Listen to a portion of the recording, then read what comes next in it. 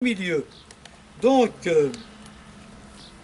éviter les excès, donc première chose dans sa spiritualité.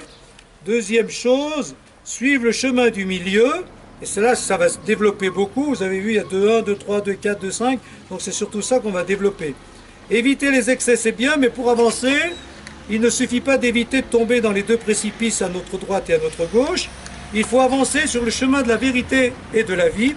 Quel est ce chemin, cette vérité et cette vie? Donc c'est là qu'on va analyser le sermon de Bénarès. Premièrement, donc, regarder la réalité de la vie en face, c'est la première noble vérité. Quel est le vrai sens de la vie? Quelle est la vérité de la vie? Qu'est-ce que c'est que la vie? Chacun peut répondre. La vie, c'est quoi? Voilà. Il y a des beaux textes sur la vie, notamment de Mère Teresa, vous connaissez, hein, la vie est un combat, la vie, etc. Alors lui, voilà, vous l'avez entendu tout à l'heure. Voici au moins de la noble vérité sur la souffrance. La naissance est souffrance, la vieillesse est souffrance, la mort est souffrance, être uni à ce que l'on n'aime pas est souffrance, être séparé de ce que l'on aime est souffrance, ne pas avoir ce que l'on désire est souffrance. Tout est souffrance. Hein? Bon, il y a des choses sur lesquelles on voit bien, hein. La naissance, quand on est gamin, hein, ben oui, hein, c'est pas évident. Après, la vieillesse, hein, vous le voyez. Hein. La mort, ben bien sûr. Être uni à ce que l'on n'aime pas est souffrance. Quand on est uni à des gens ou à des activités qu'on n'aime pas. Voilà. Et puis, quand on aime, voilà qu'on est séparé. Hein. Au bout d'un moment, il y a la séparation. Être séparé de ce que l'on aime est souffrance. Et puis, ne pas savoir ce que l'on désire. Et comme on ne fait que désirer, tout est souffrance. Voilà. Donc, tout est souffrance. Alors, c'est vrai qu'il y a pour tous des moments d'épreuve et de souffrance, mais il y aura des moments de bonheur. Bouddha les ignore-t-il? Alors, est-ce que Bouddha ignore le bonheur? Moi, je peux. Si vous aviez à dire, il y a des moments de souffrance, mais il y a quand même des bons moments, non? Hein? Voilà. Eh bien, voilà ce qu'il répond. Non. Car pour lui, voilà le problème, ce qu'il appelle souffrance. Car pour lui, la souffrance, la dukkha en sanskrit, n'est pas seulement la douleur, la peine, la misère. Voilà pourquoi il dit tout est souffrance, non pas parce qu'on a constamment de la peine, parce qu'on a de la douleur, non. Il y a des moments de douleur, mais tout est souffrance parce que rien n'est parfait. Tout est imparfait. Et tout est impermanent. Rien ne dure définitivement et éternellement. Donc tout est imparfait. Et rien ne nous comble vraiment. Et même si l'on est comblé quelques instants, ça ne dure pas. Donc rien ne nous rend vraiment et durablement heureux. Voilà. Même si on a des moments de bonheur, ça ne dure pas. Même s'il y a des moments où on est comblé, ah enfin j'ai ce que je voulais. Quelques jours après, ben voilà, il y a des épreuves où on désire autre chose. Donc, il emploie même cette image, voilà un peu l'image de la vie qu'il a.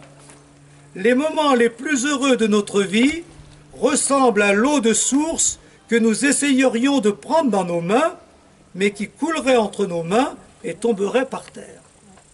Voilà pour lui la vie. Les moments de bonheur, hein, quand on prend à la source, hein, alors on boit un peu, mais après ça reste pas longtemps. Donc tout fuit, tout est impermanent. Et donc c'est pour ça que la vie ne nous comble pas. Alors, on peut se poser cette question. Cette vision de la vie peut nous sembler pessimiste, mais elle rejoint l'éternelle question philosophique. Rien ne peut combler le désir de l'homme, parce que ce désir est infini. On désire toujours plus que ce qu'on obtient, et cela à l'infini. Voilà, on est ainsi fait, qu'on désire toujours plus. Dès qu'on a quelque chose, on veut plus. Voilà. On est champion olympique, on veut être 3 fois champion olympique. On veut une belle maison, après on veut une belle voiture, on veut ci, on veut là, on veut des amis, on veut, voilà, on veut du succès, mais le succès on en veut encore. Donc le désir humain, ça, je reviens constamment là-dessus, c'est depuis toujours que tous les philosophes le disent et tous les spirituels. Notre désir est infini. Voilà. Donc l'infini, c'est-à-dire qu'on veut toujours plus. Alors, ça, la condition humaine. Donc, c'est ce qu'il analyse, en fait. C'est ce qu'il veut dire. La vie est souffrance parce que le désir, tout ce qu'on désire, même si on l'obtient, on désire encore plus et on n'a jamais vraiment une satisfaction totale. Alors, ça, eh bien, apparemment ça peut nous choquer, mais dit autrement par quelqu'un comme Saint Augustin, la base de la théologie chrétienne, c'est Saint Augustin entre autres, hein, eh bien, c'est tu nous as fait pour toi, Seigneur, et notre cœur est sans repos tant qu'il ne t'a pas trouvé. Vous connaissez cette phrase, hein? Ben ça, c'est notre réponse à nous chrétiens au désir. Pourquoi l'homme est ainsi jamais satisfait? Parce qu'il désire toujours plus.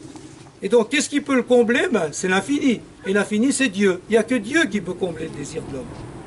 Et quand on ne connaît pas Dieu, ben, comme lui, qu'est-ce qu'il faut faire? Ben, il cherche autre chose.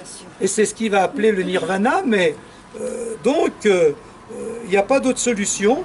Et c'est pour ça que on peut dire que sur cette analyse, même si le mot souffrance est un peu dur, eh bien, la vie est comme ça. Et donc, la conclusion pour nous tous, tant que vous n'avez pas trouvé Dieu dans votre vie, eh bien, vous êtes malheureux. Vous n'avez pas atteint la vérité de la vie. Mais cette vérité de la vie, voilà, Dieu, on le trouve dans la nature, dans son travail, dans les autres, en nous. Nous, c'est notre réponse. Hein.